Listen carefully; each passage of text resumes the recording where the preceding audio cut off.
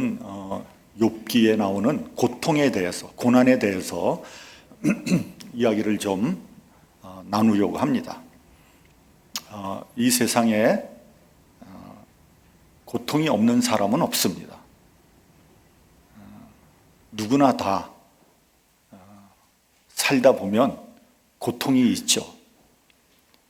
근데 내가 당하는 고통이 가장 힘든 고통이라고 생각하기 때문에 그 고통의 무게가 더 크고 마음이 무너지는 것입니다. 저는 목회를 하면서 많은 분들을 만나봤어요.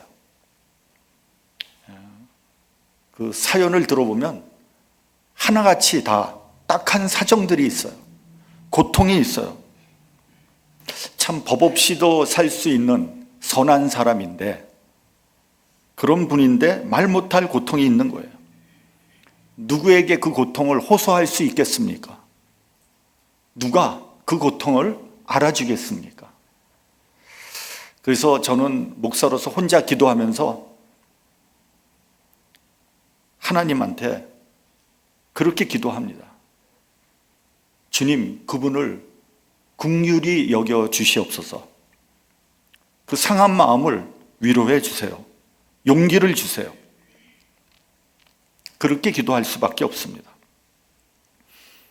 제가 위로해 본들, 그게 큰 그렇게 위로가 되겠습니까? 주님의 위로를 받을 때 고통 가운데서도 평안을 얻을 수 있게 되지 않겠습니까? 주님의 위로와 평안이 고통받는 모든 분들에게 임하기를 원합니다. 사실 이 세상에는 나보다 훨씬 더 큰 고통을 당하고 있는 사람들이 있다는 것을 알아야 합니다. 그것을 인정할 때 내 고통의 무게가 줄어들 수 있는 겁니다. 생각해 보면 너나 할 것 없이 다 불쌍한 사람들이에요. 다 어려운 가운데 있어요. 그래서 우리 교우들, 특별히 우리 성도들 사이에 서로 미워하고 시기하고 그러지 말고 서로 긍휼히 여기시길 바랍니다. 너나 할 것 없이 다 불쌍한 사람들이에요. 그래서 한번 옆 사람에게 말해 보겠습니다. 얼마나 힘듭니까? 한번 얘기 한번 해보세요. 얼마나 힘듭니까? 참 수고 많으십니다.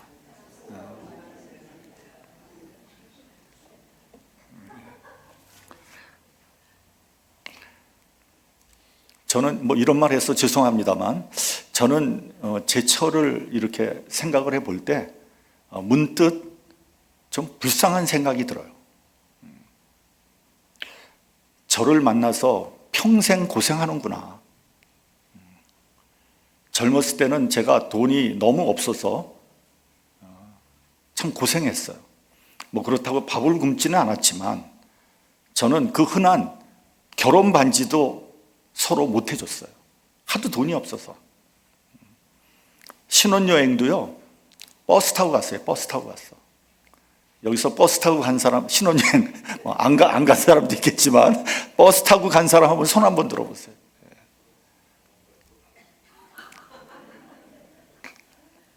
이제 미국에 와서 이제 비즈니스를 해서 돈을 조금 벌 때쯤 돼서 하나님의 부르심을 받았어요. 그래서 이제 목회자의 길을 가게 됐습니다. 전도사 때부터 지금까지 목회 30년, 제가 봐도, 그러니까 개척교회부터 시작해서 지금까지 제가 봐도 엄청 마음고생을 했어요. 들을 말, 못 들을 말, 말 같지 않은 말, 별의별 말을 다 들었습니다. 욕도 많이 먹었어요. 그래서 제가 전에도 그런 말을 했습니다만, 욕 많이 들으면 오래 산다 그러잖아요, 우리나라 말에. 그래서 그런 기준으로 올 때 제 처는 안 죽을 것 같아. 영생할 것 같아. 하도 욕을 먹어가지고요. 근데 이상하게요, 사람들이 목사한테는, 담임 목사한테는 그렇게 말을 함부로 잘 안 하려고 그래요. 근데 사모한테는 자기 속에 있는 말을 다 쏟아놓거든요. 목회를 하지 않았더라면 그런 말 들을 필요가 없었는데 미안하고 안타깝죠. 근데 이제 또 한편으로 생각해 보면 그렇게 막 쏟아내는 사람도 나름 많이 쌓여 있다는 거 아니에요. 누군가한테 쏟아내야 될 거 아니겠어요. 그게 사모니까 문제가 되는 거지. 그래서 우리가 서로 조금만 이해하고 양보하면 모든 일을 부드럽게 해결할 수 있는데, 별것도 아닌 일 갖고 얼굴 붉히고 하는 것은 사실은 그리스도인으로서 부끄러운 일이죠. 불교에서는 인생을 고해라고 그러지 않습니까? 고해? 고생의 바다다, 이런 말 아닙니까? 불교에서는 인생을 생로병사의 과정이다, 이렇게 이제 정의를 했어요. 그러니까 태어나서 늙고 병들어 죽는다는 거죠. 이걸 해결하기 위해서 4가지를 제시하고 있습니다. 그것을 불교에서는 사성제라고 하는데 그것이 고집멸도입니다. 고통과 집착을 없애면 도에 이른다는 거예요.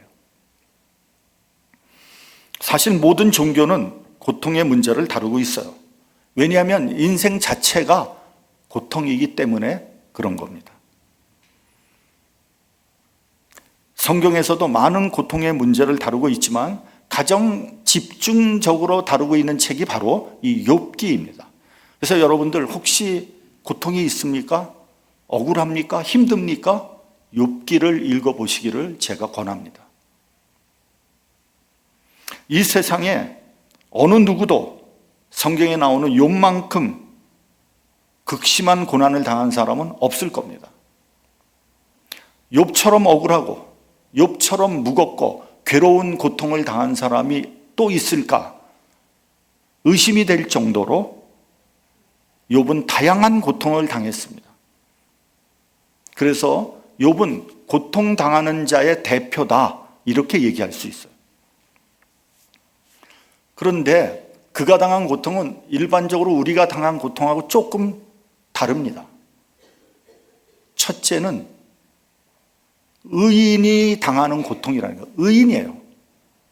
의인은 고통을 당하지 말아야 될 거 아니에요. 근데 의인이 당하는 고통이라는 거예요. 성경은 죄가 없는 욥이 고통을 당한다는 사실을 계속해서 말씀하고 있어요. 욥기 1장 1절을 보면 욥은 순전하고 정직하여 하나님을 경외하며 악에서 떠난 자다, 이렇게 되어 있습니다. 우리와 같이 죄와 허물이 많은 사람이 고통을 당하는 거야? 당연한 일이죠. 사실 우리가 당하는 고통의 대부분은 다 우리의 잘못이에요. 우리의 잘못으로 고통이 오는 거예요. 그래서 고통을 당해도 할 말이 없어요. 그러나 욥은 그렇지 않았어요. 욥은 고통을 당해야 할 아무런 도덕적, 윤리적인 하자가 없었던 사람이에요. 왜냐하면 욥은 의인이었기 때문에 그렇습니다. 두 번째는 하나님을 경외하는 사람이 당하는 고통이에요. 하나님을 경외하면 고통을 당하지 말아야 되잖아요. 그런데 욥은 하나님을 경외했는데 고통을 당했어요. 우상을 섬기고 죄를 지은 사람이 벌을 받았다, 이런 이야기가 아니에요. 욥기 1장 4절 5절을 보면 그 자녀들이 생일날 잔치를 하잖아요. 잔치를 하고 난 다음에 혹시 자녀들이 죄를 짓지 않았나? 그래서 하나님 앞에 나가서 제사를 드렸다는 거예요. 그만큼 그는 철저하게 악에서 떠나려고 했고, 또한 그는 정말로 하나님을 경외하는 의로운 사람이었다는 거예요. 그러한 욥이 엄청난 고난을 당했다는 거예요. 세 번째는요, 욥은 끝까지 자기가 왜 이런 고난을 당해야 되는지 몰랐다는 거예요. 마지막까지 하나님께서 왜 자기에게 이런 고난을 허락하셨는지 욥은 잘 몰랐어요. 왜냐하면 욥의 고통의 원인이 욥에게 있지 않았기 때문에 그런 거예요. 하나님께서 사단에게 이렇게 말하지 않습니까? 욥은 순전하고 정직하며 하나님을 경외하며 악에서 떠난 자다, 그렇게 말을 했어요. 그러니까 사단이 말합니다. 하나님, 욥이 까닭없이 하나님을 경외하리이까? 주께서 그에게 복을 주시고 그를 큰 부자로 만들어 주셨으니 당연히 하나님을 경외하겠죠. 그 소유물을 한번 쳐보소서. 그러면 아마 하나님을 욕할 겁니다. 그렇게 얘기를 합니다. 그러니까 하나님이 사단에게 그러냐? 그러면 그의 몸에는 손대지 말고 나머지 그의 모든 소유물을 너의 손에 붙이겠다. 그래서 욥의 고난은 시작된 겁니다. 여기서부터 욥의 고통이 시작된 거예요. 여러분, 고통이라는 게 그렇습니다. 많은 경우에 나한테 어떤 고난이 오면 대부분 다 내 잘못이에요. 내 죄예요. 나의 욕심의 결과예요. 그럼에도 불구하고 어떤 경우는 나하고 아무 상관없이 고통이 올 수도 있는 겁니다. 여러분, 그런 말 있잖아요. 청천벽력, 마른 하늘에 날벼락 칠 수 있단 말이에요. 길 가다가 벼락을 맞을 수 있잖아요. 그 내 잘못 아니잖아요.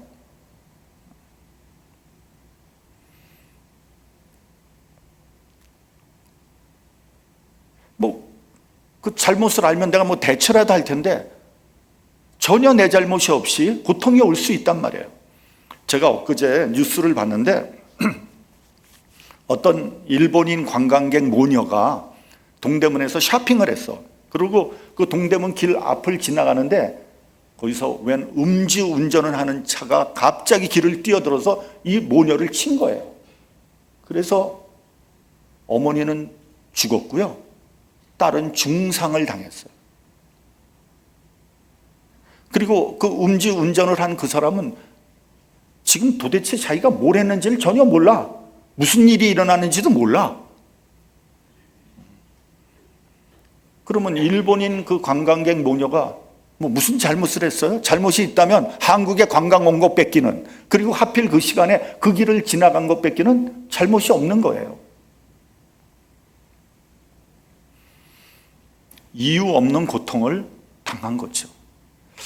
또 혹시 여러분 지선아 사랑해라는 책 읽어보신 분들 많이 있을 거예요. 이 지선 씨는 오빠와 같이 차를 타고 가다가 이제 길을 이제 가는데 갑자기 그 신호등을 위반하면서 좌회전을 하는 차에 들이받친 거예요. 그래서 차에서 불이 났지 않습니까? 그런데 그 오빠는 어떻게 해서 그 차에서 빠져나왔어. 근데 이 여동생 지선 씨는 못 빠져나온 거예요. 그 정신을 잃었죠? 깨어보니까 병원이야. 근데 온몸에 붕대로 칭칭 다 감겨져 있고 온몸은 심각한 3도 화상을 입지 않았습니까? 죽을 고비를 몇 번 넘기고 결국 살아났는데 문제는 온몸이 다 화상을 입었고 얼굴마저도 다 망가진 거예요. 불에 다 그을려서.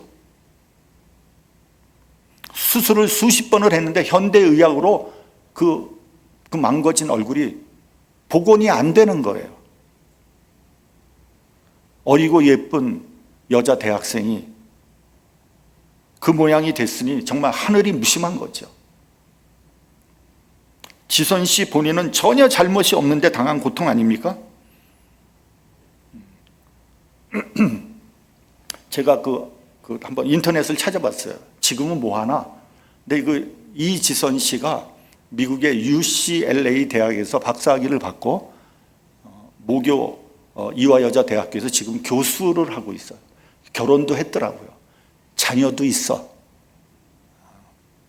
그런 고난을 당했는데 하나님의 도움으로 잘 극복을 한 거죠. 지손 씨는 자신의 이야기를 쓴 책을 펴서 큰 인기를 끌었습니다. 욥은 까닭을 알지 못하는 고통을 당했지만 끝까지 하나님을 원망하지 않았습니다. 어떤 때는 너무 괴로워서 자기의 생을 저주했어요.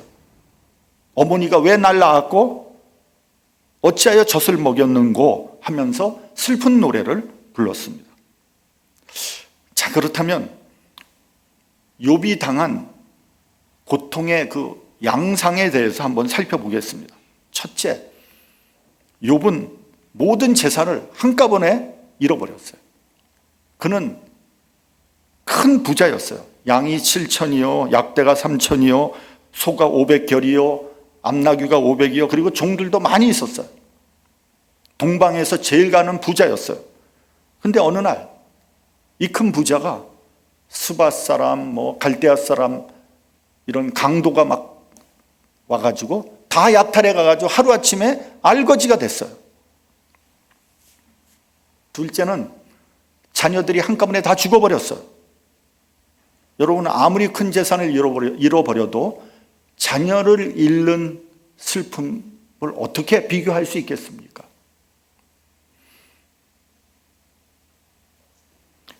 열 자녀들이 제일 큰 형님 집에서 잔치를 벌이다가 그 집이 무너지는 바람에 한꺼번에 다 죽고 말았어요. 욥은 그 소식을 듣고 일어나 옷을 찢고 머리털을 밀고 하나님께 부르짖었어요. 내가 모태에서 적신으로 나왔사온즉 적신으로 돌아갈지라. 주신 자도 여호와시요 취하신 자도 여호와시니 여호와의 이름이 찬송을 받으실지니라. 이렇게 하면서 그는 하나님을 원망하지 않았어요. 셋째는 건강을 잃어버렸습니다. 욥은 머리부터 발끝까지 심한 종기가 나서 재 가운데 앉아가지고 너무 가려워서 기왓장으로 북북 긁었다는 거 아니에요? 여러분, 다 잃어버려도 건강만 있다면 다시 회복할 수 있는데 욥은 건강마저도 잃어버렸어요. 넷째, 아내마저 욥에게서 떠났어요. 여러분, 아내는 삶의 동반자죠. 그래서 참 고통스러운 어려움이 온다고 할지라도 배우자가 옆에서 도와주고 격려해 준다면 그 어려움을 극복할 수 있는 거 아닙니까? 근데 아내마저 하나님을 욕하고 죽으라 저주를 퍼붓고 떠나버렸어요. 하기야 어떤 여자라도 이런 상황 같으면 도망칠 것 같기도 해요. 마지막으로 욥은 친구도 잃고 명예도 잃어버렸어요. 욥기 2장 11절을 보면 욥의 친구 세 사람이 욥이 재앙을 당했다는 소식을 듣고 조문을 하고 위로하기 위해서 찾아옵니다. 근데 욥을 보고 너무 기가 막혀가지고 할 말을 잃었어요. 그래서 울며 옷을 찢고 재를 뿌리고 욥과 함께 땅에 앉아서 일주일 동안 그냥 넋놓고 있었다는 거예요. 그런데 일주일이 지난 후에 친구들이 입을 열어 말하기 시작합니다. 세상에 죄 없이 망한 사람이 누구 있느냐? 하나님 살아계신데 네가 이렇게 고통을 당하는 게 아무 이유 없이 이렇게 당할 리가 있겠느냐? 하면서 욥의 그 고통의 원인을 욥에게로 돌리는 거예요. 그 말을 듣고 욥의 고통은 더 깊어만 갔습니다. 결국 욥은 16장에서 이렇게 말합니다. 나도 너희 같은 말을 할 수 있다. 나의 친구가 나를 조롱하는구나. 이렇게 말을 합니다. 그러니까 친구들이 욥을 위로하러 왔는데 그 친구들의 말이 오히려 욥에게는 상처가 되고 조롱으로 들리는 거예요. 여러분, 어떤 사람이 고통을 당하면 말 잘해야지요. 잘못하면 조롱으로 들릴 수 있습니다. 저는 괜찮다고 저렇게 함부로 얘기해도 괜찮아? 이렇게 들을 수 있는 거예요. 어떤 사람이 상갓집에 가가지고 자기도 모르게 안녕하십니까 하고 인사를 했다는 거예요. 그랬더니 상주가 안녕하지 못합니다 그렇게 대답을 했다는 거예요. 그 말을 듣고 나서 이 사람이 내가 실수했구나 사과를 했다는 거예요. 네, 미안합니다. 제가 실수했습니다. 어려운 일을 당한 사람에게 무슨 말을 해야 될지 적당한 말이 생각나지 않을 때가 있어요. 이게 도대체 무슨 말을 해야 될지 모를 때가 있지 않습니까? 그래서 참 난감할 때가 있어요. 그러면 드릴 말씀이 없습니다 라고 인사를 하기도 합니다. 그러니까 이 말은 뭐냐면 어떤 말을 해도 위로나 도움이 안 되는 거예요. 그런 상황에 있는 거예요. 제가 전도사로 있을 때요, 그때 그 성도의 가정 중에 아들이 있었는데 아들이 자살을 해버렸어. 20대 청년이 자살을 했어요. 그 집에 문상을 가가지고 뭐라고 얘기를 합니까? 자살을 했는데. 할 말이 없어요. 할 말이. 저는 그때 담임 목사님은 뭐라고 설교할까? 도대체.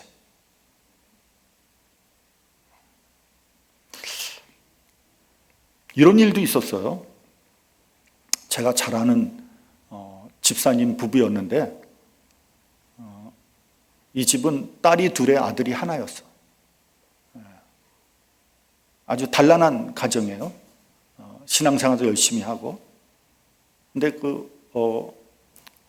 첫째 딸이 있었는데 그 당시에 한 30대 초반 정도 됐어요. 굉장히 건강한 그런 딸이 있었는데 연락이 안 되는 거예요. 연락이. 따로 나가서 하는데 연락이 안 돼. 그래서 찾아갔잖아요. 근데 침대에서 죽어 있었어. 이유가 없어. 왜 죽었는지 몰라. 그걸 서든 데스라고 하잖아요. 서든 데스. 갑자기 죽은 거예요. 이유가 없어. 근데 더 기가 막힌 일은 그 다음 해에 일어났어요. 둘째 딸은 약사였어요. 결혼을 해서 애가 둘이 있었어. 3살, 1살. 어느 날 그 둘째 딸도 아무 이유 없이 죽었어요. 서든 데스. 장례식을 갔는데 무슨 말을 합니까 도대체? 무슨 말을 해야 됩니까?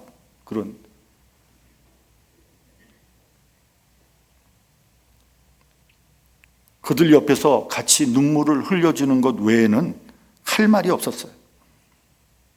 그 나이 드신 내외분의 고통은 말로 표현할 수 없는 거죠. 살아도 사는 것이 아니죠. 하나님 어떻게 해야 합니까? 무슨 뜻이 있는 겁니까? 도무지 알 길이 없어요. 욥기 13장 24절을 보면 욥이 호소합니다. 주께서 어찌하여 얼굴을 가리우시고 나를 대적으로 여기시나이까? 아무리 어려움을 당한다고 해도 하나님의 뜻만 알 수 있다면 그래도 견딜 수 있을 것 같아요. 근데 하나님 뜻을 알 수 없는 거예요. 왜 나에게 이런 고통이 오는 건지 아무리 하나님 앞에 외쳐도 응답이 없어요. 나에게 무슨 잘못이 있는지, 나에게 무슨 죄가 있는지 그것만 안다면 회개라도 할 텐데 하나님께서 외면하시는 것 같아요. 주께서 얼굴을 가리우시고 나를 대적으로 여기시나이까? 이렇게 얘기했잖아요. 외면하시는 것 같아요. 나를 저주하시는 것 같아요. 나를 대적으로 여기시는 것 같아요. 하나님께서 나를 버리신 것 같아요. 이것이 바로 영적인 고통이에요.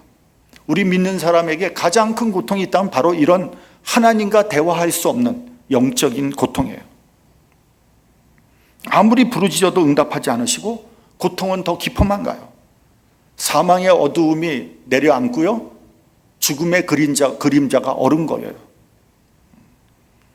하나님과의 단절, 영적 고통의 극치입니다. 예수님께서 십자가에서 매달리셔서 외쳤어요. 엘리 엘리 라마 사박다니, 나의 하나님 어찌하여 나를 버리시나이까? 이게 바로 영적인 고통이에요. 예수님이 무슨 죄가 있어요? 왜 그런 고난을 당해야 돼요? 왜 그런 참혹한 일을 당해야 돼요? 아무리 부르짖어도 응답이 없는 거예요. 하나님과의 단절이에요. 십자가 고통 속에서 암흑과 같은 죽음 앞에서 절규하시는 예수님의 모습을 보시기 바랍니다. 여러분, 나에게 감당할 수 없는 고통이 있습니까? 아무리 부르짖어도 하나님께서 응답하지 않으십니까? 그럴 때 십자가에 달리신 주님을 바라보시기 바랍니다. 주님께서는요, 이미 육신적인 고통, 정신적인 고통, 종교적인 고통, 영적인 고통, 그 극치를 십자가에서 당하셨어요. 그리고 부활하셨어요. 여러분, 우리가 알아야 될 것은요, 하나님께서 이미 나의 고통을 알고 계신다는 거예요. 이미 주님께서는 나의 고통을 당신께서 몸소 체험하셨어요. 예수께서 직접 육신을 입고 이 땅에 오셔서 참혹한 고통을 몸소 경험하셨어요. 빌립보서 2장을 보면 이렇게 말씀하고 있습니다. 그는 근본 하나님의 본체시나 하나님과 동등됨을 취할 것을 여기지 아니하시고 오히려 자신을 비워 종의 형체를 가져 사람들과 같이 되었고 자기를 낮추시고 죽기까지 복종하셨으니 곧 십자가에 죽으심이라. 여러분, 기독교는 이론적인 종교가 아닙니다. 여러분, 성경 많이 안다고 믿음이 좋은 게 아니에요. 뭐 당연히 많이 알아야 되지만 말만 그럴듯하게 잘한다고 믿음이 있는 게 아니에요. 말로 하는 게 신앙생활이 아닙니다. 우리 신앙생활은요, 몸으로 하는 거예요. 몸으로. 체화돼야 돼요. 하나님 말씀이 내 몸에 아주 그냥 체화돼야 돼. 그게 기독교예요. 그럴 때 순교할 수 있는 거예요. 그렇다고 여러분들 순교하라는 건 아니에요. 체화돼야 된다는 거예요. 예수께서 직접 우리와 같은 이 육체를 입으시고 이 세상에 오셔서 갓난 신고를 다 겪으셨어요. 그분은 가난하셨고요, 그분은 멸시당했고 무시당했고요, 모욕당했고요, 조롱당했어요, 배반당했고요, 채찍질 당하고 십자가에 달리셔서 죽으셨어요. 죽음으로 끝났다면 그것이 우리에게 무슨 위로가 되고 소망이 되겠어요? 주님께서 부활하셨어요. 죽음에서 승리하셨어요. 그래서 부활이 없다면 우리의 믿음은 헛것이 되는 거예요. 여러분도 부활의 믿음이 없다면 여러분들 믿음은 헛거예요. 아무것도 아니에요. 본문 25절을 보면 나의 구속자가 살아 계신다고 했어요. 욥은 고난 가운데에서도 부활하신 그리스도를 봤어요. 그리고 그리스도가 다스리는 나라를 바라봤어요. 그 나라가 임하면 모든 불의, 모든 타락, 중상모략, 모든 악은 물러나고 찬란한 밝은 아침이 올 거예요. 욥은 바로 그러한 소망을 가지고 있었어요. 우리 본문 26절을 같이 봉독을 하겠습니다. 자, 시작. 내 가죽이 벗김을 당한 뒤에도 내가 육체 밖에서 하나님을 보리라. 내 가죽이 벗김을 당한 뒤에, 무슨 말입니까? 죽은 다음에, 이런 얘기예요. 나의 육체는 늙어가고 결국 죽을 거예요. 썩을 거예요. 우린 이 세상에서 정말 열심히 살아갑니다. 열심히 돈 벌고요, 열심히 공부하고 성공하기 위해서 열심히 노력하고 신앙생활도 열심히 합니다. 열심히 해야죠. 그 좋은 거예요. 그렇게 살아야 돼요. 그렇지만 궁극적으로 우리의 목표는 이 세상이 아니에요. 그러므로 이 세상의 미련과 집착을 둬서는 안 됩니다. 이 세상은 잠시 왔다 가는 거예요. 영원히 살 것 같지만 짧은 세월 사는 거예요. 제가 나이도 어린 제가 이런 얘기해서 미안합니다만 저도 70년을 살아보니까 인생이 짧더라고요. 너무 짧아.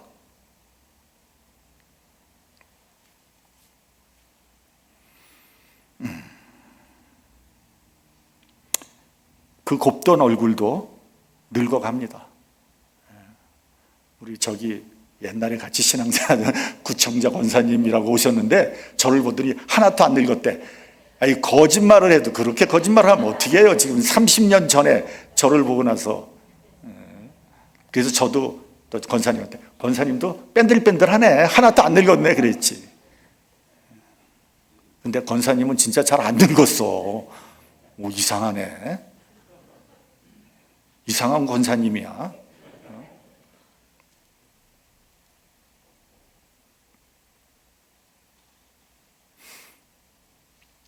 여러분, 그 곱던 얼굴도 늙어가요. 여러분이 뭐 아무리 성형수술하고 뭐 얼굴을 땡겨가지고 뭐 주름살을 없애도요, 그 잠시뿐이에요. 조금 있으면 더 흉해집니다.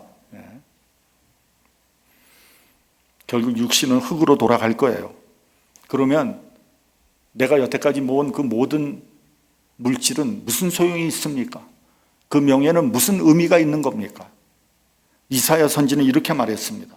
풀은 마르고 꽃은 시드나 우리 하나님의 말씀은 영영이 서리라. 내가 육체 밖에서 하나님을 보리라 했어요. 내가 죽은 후에 하나님을 본다는 거예요. 우리는 확실한 내세관을 가지고 있어야 돼요. 이 세상의 목적을 두고 사는 사람은요, 현실의 문제에 대해서 담대할 수 없어요. 현실의 문제를 극복할 수 없어요. 우리에게 분명한 내세관이 있어야지 고난을 극복할 수 있는 거예요. 그런 내세관이 분명한 사람이 그리스도인이에요. 따라서 우리가 이 세상에서 당하는 고난은 잠시뿐이에요. 확실한 내세관이 있고 내세에 대한 소망이 있어야 고난을 극복할 수 있어요. 욥기 23장 10절에 보면 나의 가는 길을 오직 그가 아시나니 그가 나를 단련하신 후에는 내가 정금같이 나오리라. 오늘 찬양했죠? 이 모든 것이 훈련이라는 거예요. 하나님께서 내 믿음을 훈련시키시고 내 인격과 내 영혼을 훈련시키고 계신 거예요. 그렇기 때문에 나에게 필요한 시련이라는 거예요. 야고보서를 보면 여러 가지 시험을 만나거든 온전히 기쁘게 여기라. 이는 너희 믿음의 시련이 인내를 만들어내는 줄 너희가 알미라 그랬어요. 여러분, 시험이 오면 기뻐하십시오. 시험을 통해서 우리는 하나님을 만날 수 있기 때문에 그런 거예요. 그래서 여러분, 모태신앙보다 중간에 하나님을 만난 사람들이 더 믿음이 좋아요. 왜 그런지 아세요? 고통과 시련 속에서 하나님을 만났기 때문에 흔들리지 않는 거예요.